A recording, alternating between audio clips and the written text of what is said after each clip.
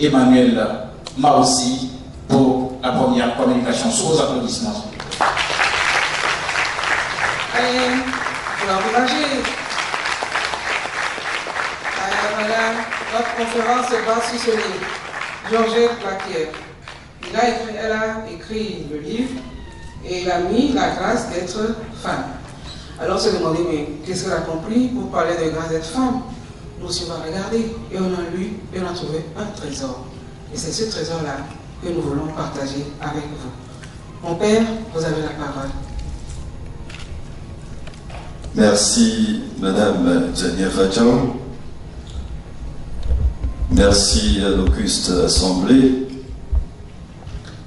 C'est un honneur pour moi d'être invité par vous pour partager les fruits de mes réflexions autour de la condition de la femme à travers le prisme de la parole de Dieu, les Saintes Écritures.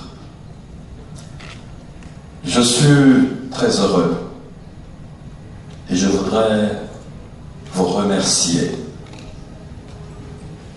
parce que en tant qu'homme de Dieu, j'ai eu l'occasion de donner des enseignements aux familles, aux couples. J'ai eu une pastorale familiale sur ma paroisse. J'ai célébré des mariages au cours desquels j'ai instruit les couples. Lorsque Madame Gianni Facho est venue à moi, j'étais encore l'homme d'avant, avec mes clichés, mes stéréotypes sur la femme. Je me suis rapidement rendu compte que la formation théologique, philosophique et tout le reste n'ont pas su me départir de ce que l'homme pense de la femme.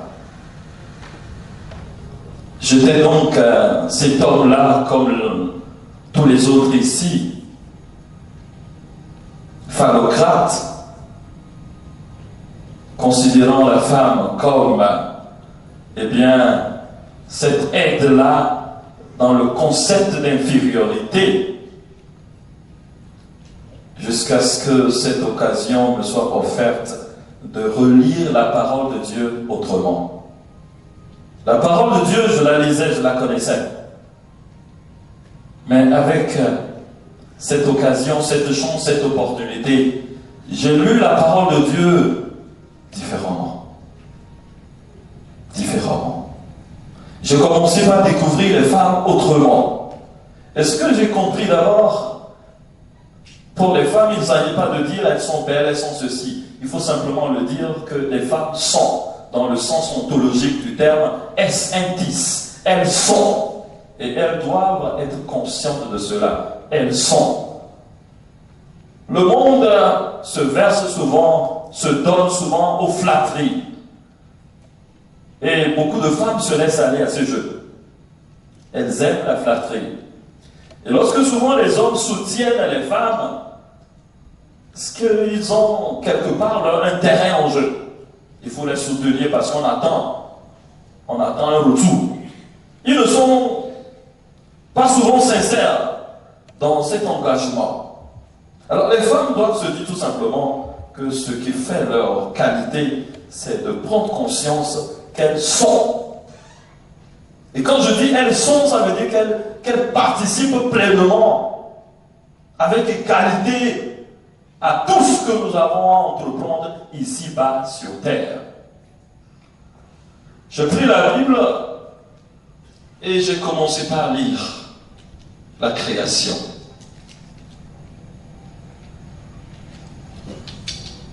Lorsque j'ai pris le livre de la Genèse et j'ai vu la création, le premier chapitre, comme des reçus juste à poser, dit ceci: homme et femme, il les créa. Homme et femme, il les créa. Homme et femme, il les créa. Et on comprend alors que La création des êtres humains nécessite la participation à la fois de l'homme et de la femme pour ressembler à Dieu. C'est-à-dire l'homme tout court, à lui tout seul, ne peut ressembler à Dieu. C'est ensemble, hommes et femmes, qu'ils ressemblent à Dieu. C'est très important de considérer la chose de la sorte. C'est hommes et femmes, comme deux, qui ressemblent véritablement à Dieu. Avant, je n'avais pas compris de la sorte. Au chapitre 2, on revoit encore la chose autrement. Parce que là, comme un autre récit qui vient se coller, qui vient juster le premier récit, mais là, on voit que Dieu tire la femme de l'homme. On dit, il tire la femme de l'homme. Il endort l'homme pour répondre à un besoin viscéral, pour le créer ce manque nécessaire. Eh bien, il fit la femme. Alors, là s'introduit facilement dans la réflexion, comme si on avait d'abord créé l'homme et ensuite on a créé la femme. Lorsqu'on y voit clair, ben on se dit, ben, écoute, si elle est tirée de l'homme, ça veut dire que l'homme serait supérieur à la femme. L'homme serait donc cette entité, et on a pris une petite partie alors pour faire la femme. C'est ce qu'on pense. Mais en réalité, lorsqu'on pousse les réflexions, on se rend compte que l'auteur voudrait tout simplement mettre l'accent sur, eh bien, ce que la femme représente réellement pour l'homme. Parce que Dieu avait créé des animaux et tout, qui tenaient déjà compagnie, qui avançaient avec l'homme. Cependant, aucun animal, aucune bête n'a su compenser ce vide, ce besoin. Et ainsi, l'auteur voudrait plutôt mettre l'accent sur le fait que la femme rentre dans un partenariat avec l'homme, avec égalité. Parce que justement, elle se lève à cette hauteur-là pour être réellement ce qui comblait l'homme. Si réellement la femme devient ce manque nécessaire, indispensable pour que l'homme soit homme à part entière, donc on ne saurait établir une infériorité. Parce que justement, l'homme sans la femme ne serait rien alors, puisqu'il sera toujours un être mécontent, et finalement il va se fourvoyer, s'éteindre. Voyez un peu, tout simplement, cette analogie. Les êtres humains, tels que nous sommes dans cette salle, privés d'oxygène, nous allons mourir tout de suite. Alors l'erreur serait de commencer par établir des rapports en disant, eh bien nous les êtres humains, nous sommes supérieurs à l'oxygène. Sans oxygène, nous allons tous mourir dans cette salle, asphyxiés, suffoqués, et très rapidement. Donc justement, la femme vient jouer ce rôle-là. Donc il ne faut pas voir peut-être une valeur moindre. Mais réellement, selon le plan de Dieu, eh bien, une façon de remplir l'homme pour que homme et femme, eh bien, deviennent une seule réalité dans l'amour. Cela rejoint encore le premier verset, le premier chapitre du livre de la Genèse. Et par ailleurs, lorsqu'on dit que la femme est tirée de l'homme et qu'on pense que c'est un rapport de supériorité et l'homme qui est tiré de la poussière, alors continuons peut-être le rapport. Donc la poussière est supérieure à l'homme, peut-être, parce que c'est ce que le texte dit. La poussière serait-elle à l'homme, supérieure à l'homme? Donc justement, il ne faut pas rentrer dans ces rapports-là. On va se leurrer, on va se perdre. Il faut aller plus loin que cela, et c'est très important. Alors là, on comprend mieux les choses. Et on se dit, eh bien, on était dans l'erreur. On était dans l'erreur. Chers amis, cela libère des stéréotypes et on avance. Vous allez voir dans la Bible plusieurs visages. de femmes. Vous voyez un peu? On comprend tout de suite que la femme a toujours été reléguée au second plan. Vous connaissez l'histoire de Lot. Lot et ses filles. Les filles de Lot se sont approchées de leur papa pour lui susciter une descendance, pour lui assurer une postérité. On trouve dans la Bible le nom de ses enfants incestueux, mais on n'y voit pas le nom des filles. Les filles, la plupart du temps, n'ont pas de nom. Vous allez parcourir la Bible et vous allez voir que des filles qui ont joué un rôle clé dans l'histoire, on dit une femme de.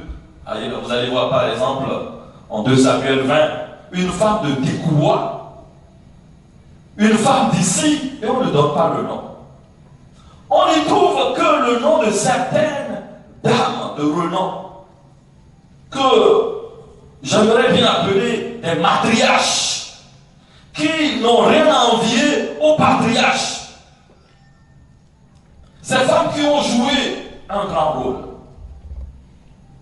Je prends un premier secteur, par exemple, la politique. Vous allez vous dire, mais dans l'Ancien Testament, la politique, on peut y voir des femmes alors qu'on ne leur donne même pas un nom. Prenez le temps et retournez-y, vous allez voir des visages de femmes. Vous connaissez Judith, absolument. Judith, cette veuve. La veuve du riche Siméon.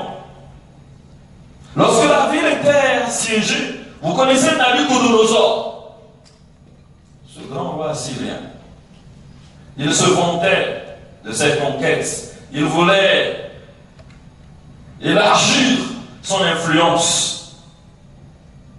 Alors, il a envoyé son général Holopherne pour assiéger la ville. Les gens étaient pris en étau. Et ils ne voulaient pas attaquer la ville. Il y avait Hur, il y avait Aganga. Alors qu'a-t-il fait? Il s'est dit, eh bien, cette ville, je vais la priver d'eau.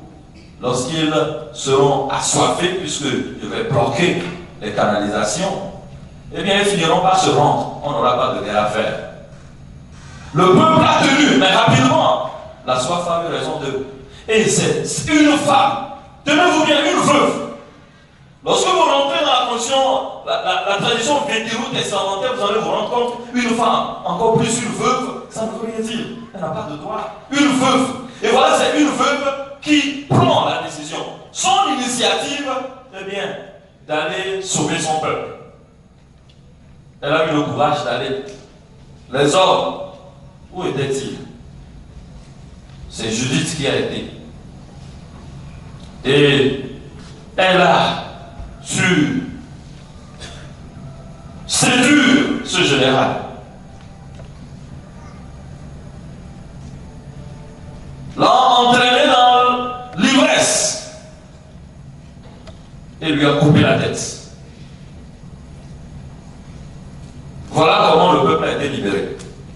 Une simple femme qui coupe la tête à un général, un grand général, Judith. Gardez ce nom, Judith. Vous allez rencontrer dans l'histoire, pour ceux qui lisent la Bible, Esther. Esther qui a sauvé également son peuple. Cette jeune fille qui épousa le roi perse, Assuérus pour certains, Xerxès pour d'autres, Xerxès premier, ou Attar, Xerxès premier. Cette femme a sauvé son peuple. Dans la prière, eh bien, elle a aidé. Elle a su toucher le cœur de ce lion. Au moment où Aman jalousait Mardochée et qu'on avait décrété l'extermination du peuple, eh bien, grâce à la prière, au courage de cette jeune fille, eh bien, on a déjoué le plan. Et le peuple a été sauvé. Esther. Vous allez peut-être ne pas voir cette réalité. Celui qui a sorti le peuple d'Égypte, on l'appelle Moïse. Il il y a des femmes qui ont sauvé la vie de cet homme-là, lorsqu'il était bébé. Condamné à mort. D'abord sa maman, sa sœur, et la fille de Pharaon, des femmes en action. Si Moïse n'avait pas été sauvé, est-ce que le peuple serait sorti d'Égypte? Alors, voilà des femmes qui ont agi en politique. Il y avait une femme que beaucoup ignorent. Elle a été juge. On l'appelle, vous la connaissez? Déborah, prophétesse et juge. Elle a régné. Vous savez, avant qu'on ne parle des rois, il y avait des juges. Donc elle a régné sur le peuple. Déborah. Les femmes doivent se rendre compte de cette présence féminine, de qualité dans l'Ancien Testament. Lorsque je m'étais plongé, j'ai tout un document et puis il y avait tellement, je me suis dit, mais la foule, je ne vais rien vous lire. Je vais simplement partager ce que j'ai ressenti en lisant tous ces écrits, ces femmes. Vous savez, quand le roi David, en colère contre son fils Absalom, il voulait le tuer, qui a sauvé Absalom? C'est une femme. C'est une femme. Quand David en colère, parce qu'il y a un impie qui a osé le défier, il a envoyé Joab pour exterminer la ville, pour assiéger la ville. Qui a intervenu? Qui a agi? Une femme. Une femme. C'est elle qui a interpellé l'armée et leur a dit, attendez, pourquoi voulez-vous détruire tout un pays à cause d'un homme? Elle est revenue vers le peuple. On a trouvé l'homme, on a livré l'homme et le peuple a été sauvé. C'est une femme. Une femme. Lorsqu'on parle de Jacob, vous oubliez sa maman? C'est qui la maman de Jacob? Il y a des chrétiens par ici. Connaissez la maman de Jacob? Comment on l'appelle? Rebecca. Vous savez que Jacob était jumeau, il avait un frère. Qui a aidé Jacob à recevoir la mission? Le droit de laisser la mission de papa. Rebecca. Est-ce que Dieu a approuvé cela ou non? Répondez. Est-ce que Dieu a approuvé? Eh bien, cette attitude de Rebecca, oui ou non? Dieu a approuvé. Comme quoi, ce que femme veut, Dieu veut.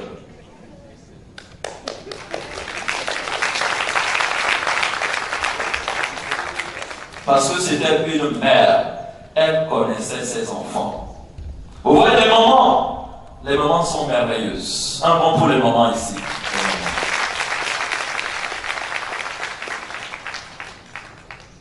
La maman, cette femme-là, elle connaissait ses enfants.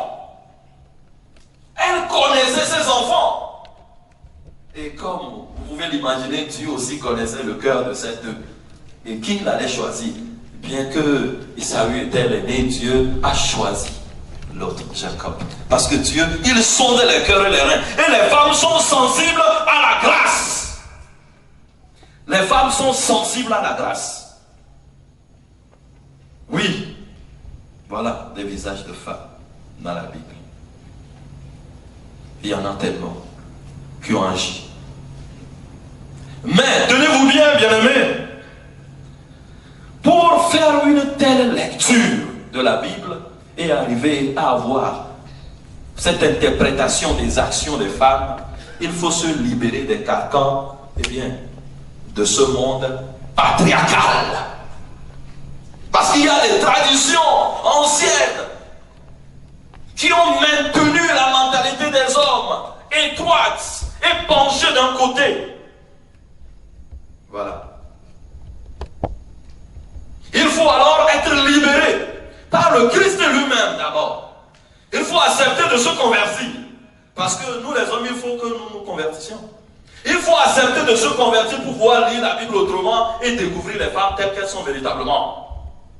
Tant qu'on n'arrive pas à lire la Bible, on ne va pas voir le vrai visage des femmes. On va lire la Bible, mais on ne verra pas des femmes. On verra seulement des hommes. Oui, les Moïse. On verra des hommes, mais pas des femmes. Mais les femmes étaient là. Les femmes ont accompagné le peuple. Il y avait des mamans.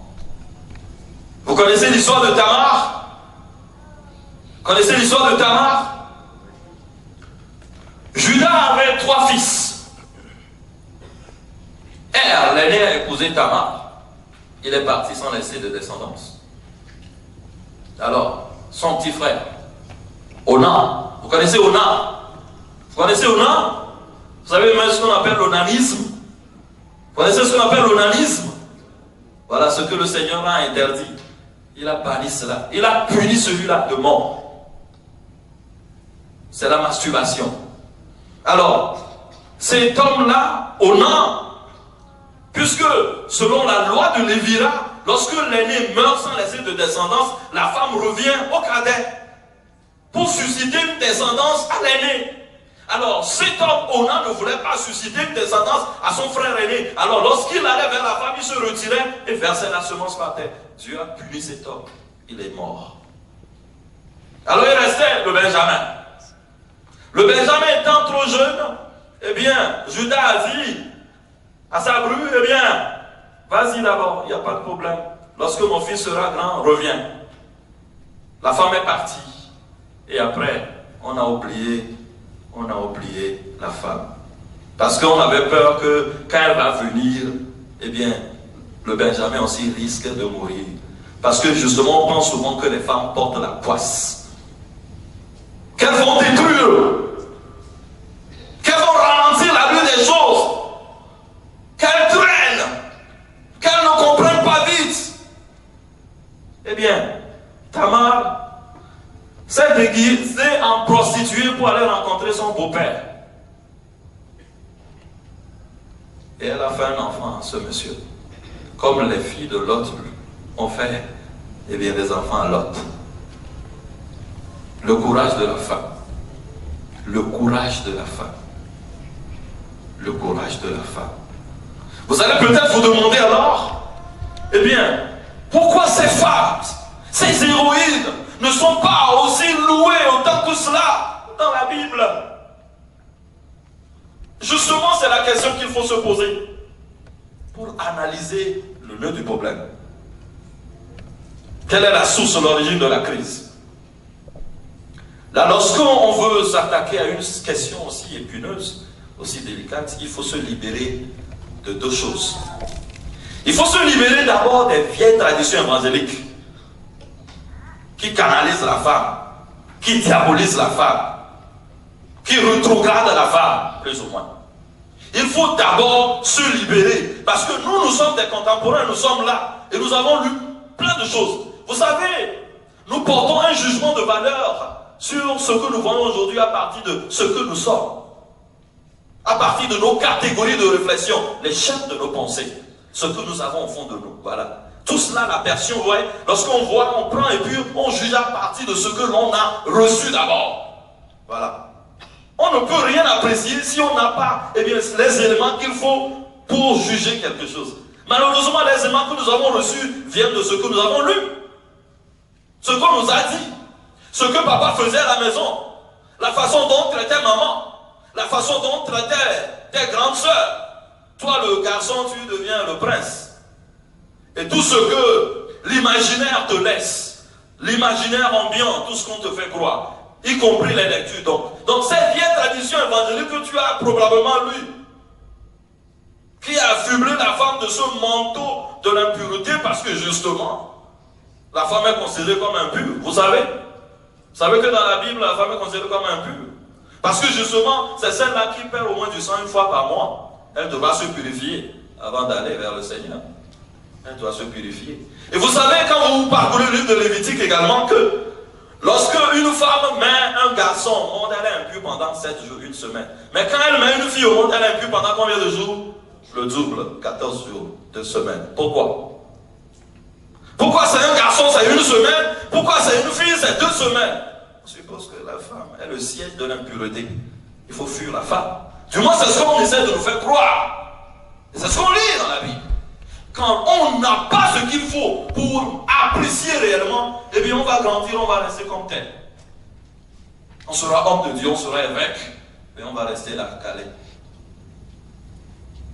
Et justement, il faut se libérer donc de cette tradition, cette vieille tradition évangélique.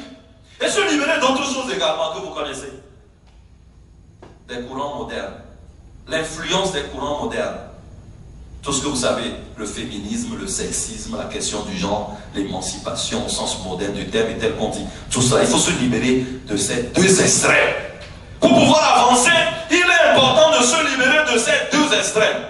D'abord, parce que tu risques d'être influencé dans ce que tu vas lire.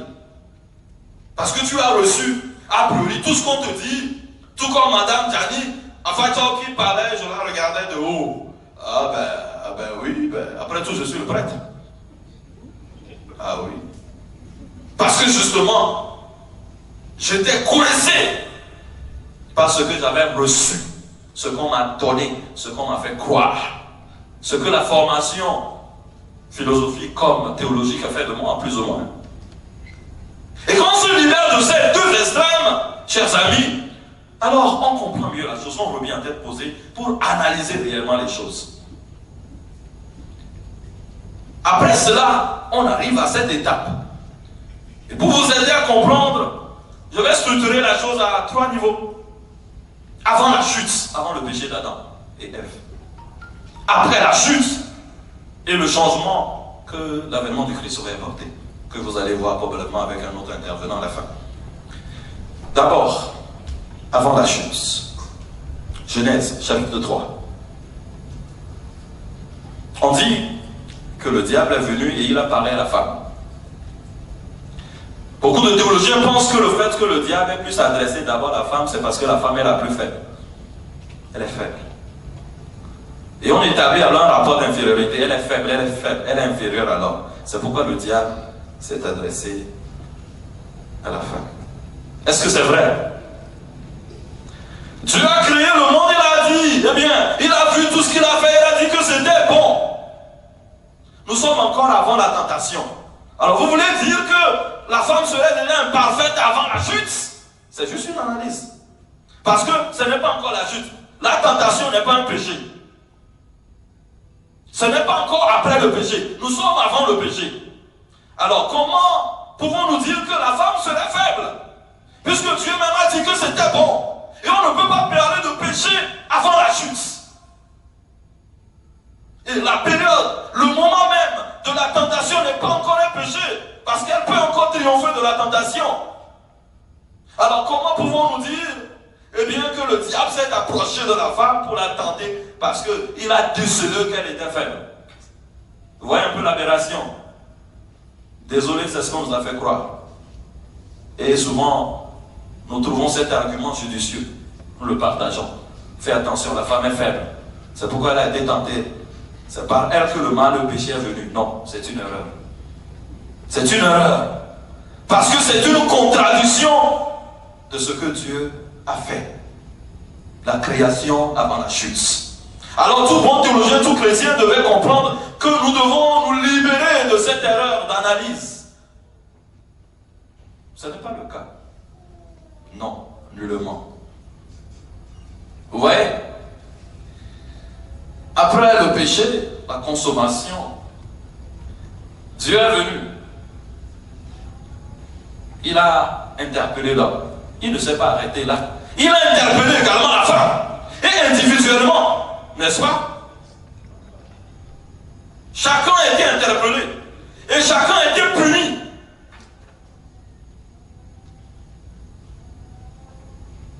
Dans son état propre. Dans son état de mère pour la femme et dans son état de pourvoyeur du foyer pour l'homme, n'est-ce pas? La douleur de la femme, n'est-ce pas? C'est ce que, voilà, dans son état de mère pour la femme, voilà le châtiment de Dieu. Et dans son état de fourvoyeur, tu mangeras la sueur de ton front pour l'homme. Il va devoir travailler pour prendre soin. Voilà. Alors il y a égalité dans ce que Dieu fait.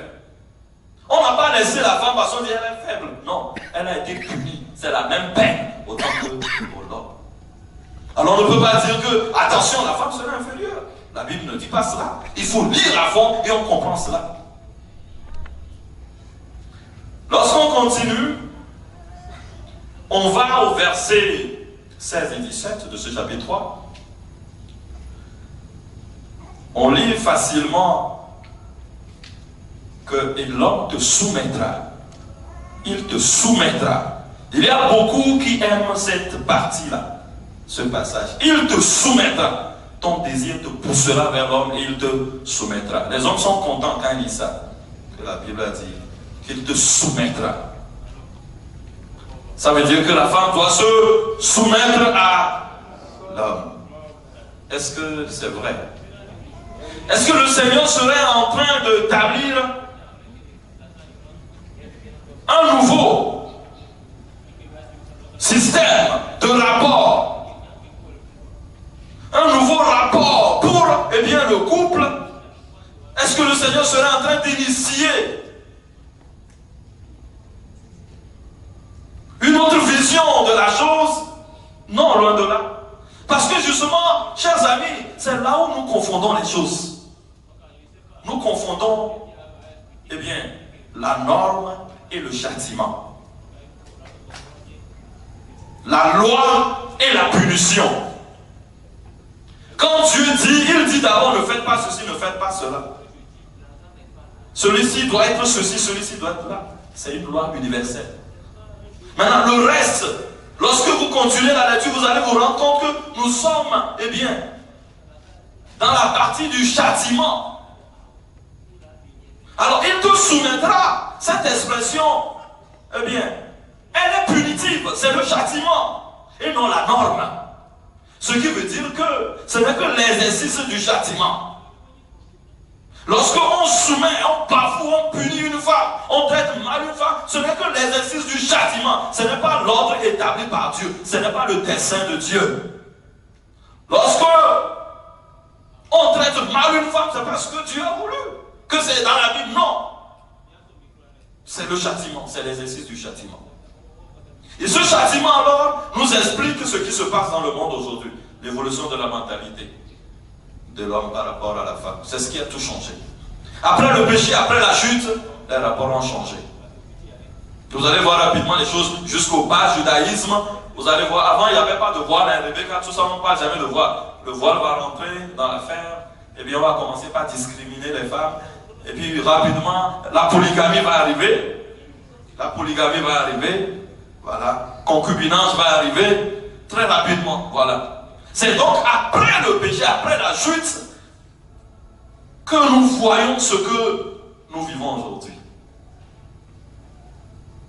C'est après le péché que tout a été déstabilisé.